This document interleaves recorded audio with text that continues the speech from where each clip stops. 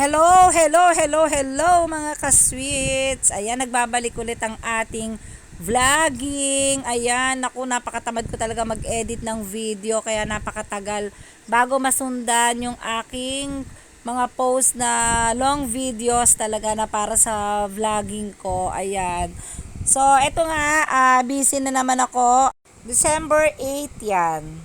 Ang madaling araw kasi may order ako ng cupcakes, 18 pieces cupcakes na para sa Christmas party ng November 8 kaya ay ng December 8 sorry, kaya ginagawa ko yan ng December 8 din ng madaling araw. Ayan, so busy na nga tayo dyan, pati sabay-sabay na yan, pati leche flan, ginawa ko na din. So, ayan nga, gumagawa na ako dyan ng chocolate cake para sa cupcakes ko. Ayan, so sobrang busy na nga talaga ngayong December. Minsan hindi ko na nga alam kung anong uunahin ko. Magpo-post ako sa Reels. Ang dami-dami kong ginagawa, sobra.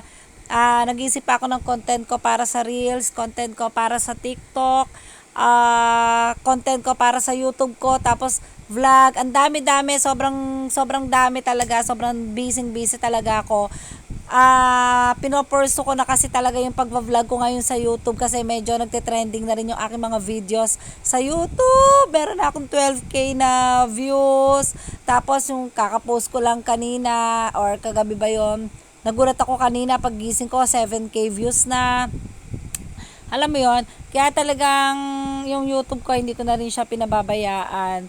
Ayan, aside from dito nga sa pagva-vlog ko na hindi pa naman din ganun kadami ang views, pero syempre nag-enjoy kasi ako sa pagba-vlog ko eh. Ayan. So happy lang, enjoy lang yung aking mga social medias. Yan ang aking mga pinagkakaabalahan talaga ngayon. Sobrang busy talaga, as in, syempre ito pang baking ko, December pa tayo ngayon. Ayan, tingnan nyo nga yung kalan ko, dungis-dungis, hindi ko nalilinisan. Nakakahiya naman yung itsura sa inyo. Ayan.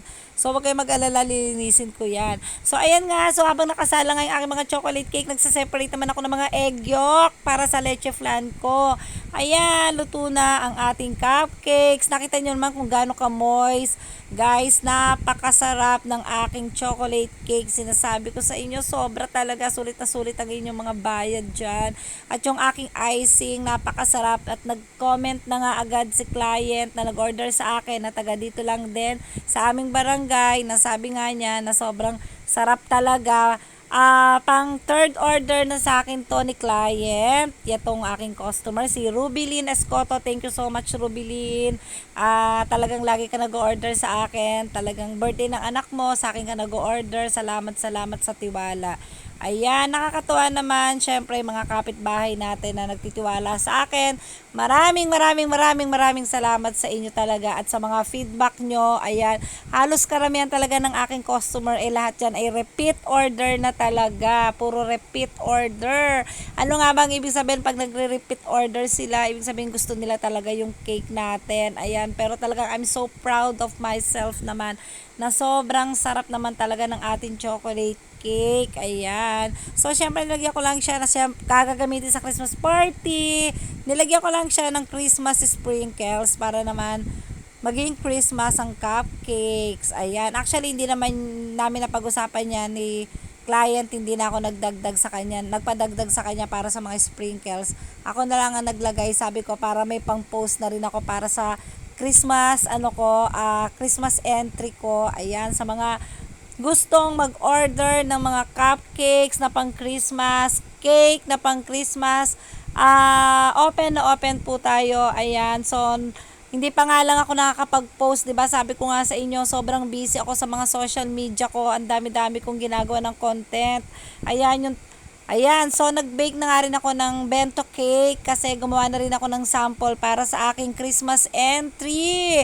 Ayan, bento cake lang pala yung aking mga ipapa-order na cake for Christmas. Ayan, so ginawa ko na nga siya para magkaroon na ako ng sample para sa Christmas entry ko. Ayan. So, syempre, napakasarap ulit ng ating cake kasi hindi ko yan tinitipid. Nakikita niyo naman kung gaano ako ka-generous maglagay ng mga chocolate, ng mga icing. Nakikita niyo naman sa vlog ko, 'di ba, na hindi yan tinipid.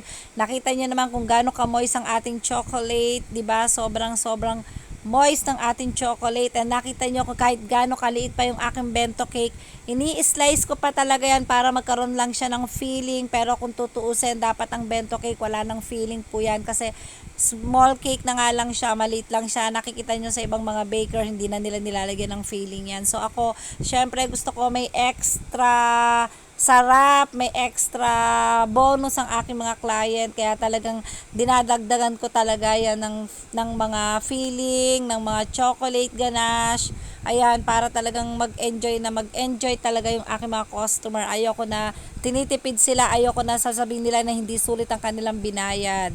Ayan. So, nilalagyan ko nga siya ng toothpick dahil habang nag-icing ako, nagwi-wiggle-wiggle yung aking cake. Kaya nilagyan ko siya ng toothpick sa gitna. Ayan. Ayan, nakikita nyo naman yung ating cake. Ayan, di ba? Kitang-kita nyo naman yung pagka-moist talaga. Sobrang sarap. At yung aking icing na ginagamit, napakasarap. Lasang ice cream. Sabi nila, lasa daw ice cream. Promise. Ayan. So, syempre, napaka-generous natin maglagay ng icing. Nakita nyo naman kung gaano kakapal ang icing na nilagay natin. Pero hindi kayo dyan masusuya, mga ka-sweets.